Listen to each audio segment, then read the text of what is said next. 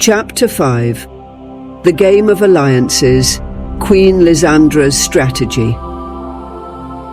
The palace of Sudania, now under the regency of Princess Dama, was buzzing with activity following recent events. The betrayal of Lord Veron, though contained by the young princess with unexpected wisdom, had exposed cracks in the kingdom's foundations. Sudania, weakened by the absence of its King Edric, was more vulnerable than ever. And it was in this context that Queen Lysandra, though previously discreet, prepared to play a more active role. Lysandra, accustomed to subtlety and the political games of the court, knew that military victory alone would not suffice. The support of the nobility and the great families, often divided, needed to be solidified, and alliances, sometimes unexpected, had to be forged to protect her daughter and ensure her legitimacy as regent. Lysandra had always operated in the shadow of her husband, discreetly advising King Edric on diplomatic matters and internal relations. She knew every noble family, their ambitions, fears, and weaknesses. As Dama publicly appeared as regent, Lysandra undertook the meticulous work of building a network of alliances that could support her daughter's emerging power. It all started with a series of discreet meetings. Lysandra organized private banquets, where only the most influential nobles of Sudania were invited. During these gatherings, she deployed all her diplomatic skill, dealing with lords who were sometimes hesitant, sometimes outright hostile to the idea of a woman on the throne. Each discussion was a political chess game, where Lysandra, with finesse, placed the pieces based on each individual's weaknesses and ambitions. One of the Queen's first crucial moves was to solidify her alliance with the House of Derain, one of Sudania's oldest and most respected families. Although this family had historically been loyal to King Edric, they had shown signs of reluctance to accept Dama's authority. Count Derain, Lord Silas, a stern and pragmatic man, believed that the kingdom needed a strong and experienced hand to face external threats. Lysandra skillfully played on this fear. At a dinner at Castle Derain, she directly addressed Lord Silas. "The time of experienced kings will return, Silas. But until then, Sudania needs stability. Dama can offer that stability if she is surrounded by the right counselors." The message was clear. She was offering Lord Silas not only a prominent place on the royal council, but also significant influence over the kingdom's affairs.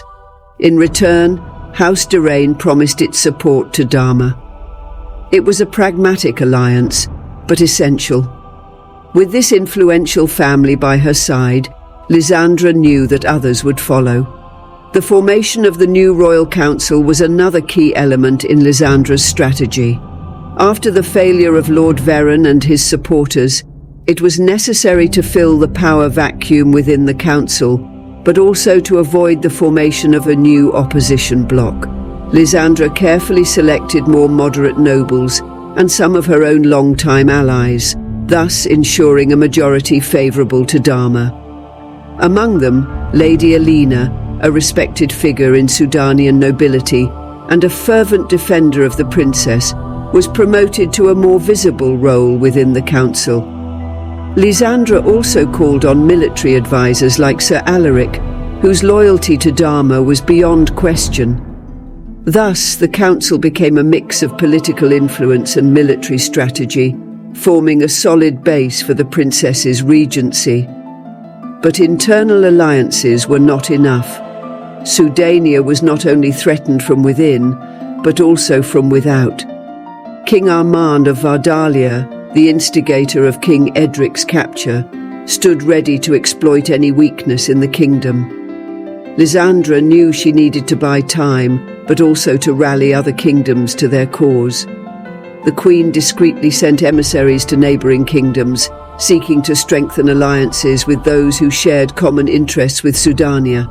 She skillfully played on their fear of Vardalia's expansionism, proposing strengthened trade pacts and mutual defense agreements in exchange for political support for Dama. These diplomatic efforts were rewarded when the Kingdom of Lortha, a northern neighbor of Sudania, publicly announced its support for Dama's regency.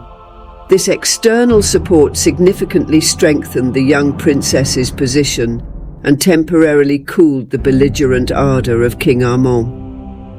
As Lysandra consolidated her daughter's power both inside and outside the kingdom, another threat loomed.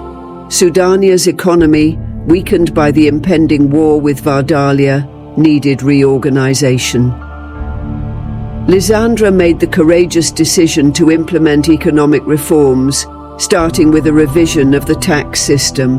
Although unpopular with some nobles, this reform helped fill the royal coffers and fund the military preparations essential to protect the kingdom. These decisions, though risky, were made in an atmosphere of absolute necessity.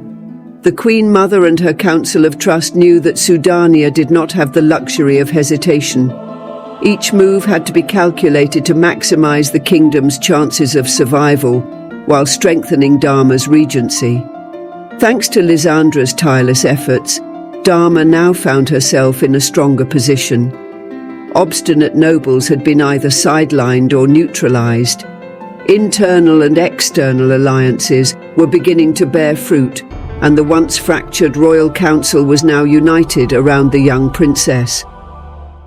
However, the road ahead was still fraught with obstacles. The next chapter of this saga will see Dama rise even higher in her role as sovereign.